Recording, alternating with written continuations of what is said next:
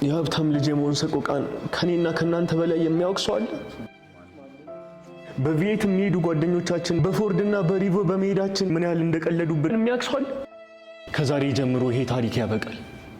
አንተ የሀብታም ልጅ በመሆን እንዴት ተጎዳ? እኔ እንኳን ምቾት ነው ያንገላታኝ። እንዲከለክለኝ እንኳን በኤርፖርት ግዛልኝ ብለው ክፍለ ከተማው ገሽ አልመጣም። ይቅርታ አድርግልኝና አባታ አረመኔ ነው። እንኳን የኔ አባት አልሆነ አንቺ ሲኔት የኔ እንኳን ታቡት ቤተሰቦቹ ከፍተኛ ለወረት ለፋይታ ሰው ፍጥር ጆን ነራፋ እንዴት እንደዚህ አይነት ስህተት ትሰሪያለሽ? ይቅርታ ፈልግ ነው አይደለም። ፎቶ ከምትላላኪ ንግድ ፍቃዱን አትላላኪ። ችግር የለውም። እንደዚህ አይነት ስህተት ደግመሽ እንዳሰሪ ወንድሜ። አንተ ቀጥል። የኔ እንኳን ትንሽ ለየት ይላል። ቋጣሪ ነኝ። ብልብል በቀን ከግማሽ ሚሊዮን ብር በላይ ማጥፋት አልቻልኩም። ይሄን ማህበረሰብ ለመምሰል ፈልገ ነው አይደለ? እመነኝ፣ ይሄ ባህሪ የትም አያደርስ።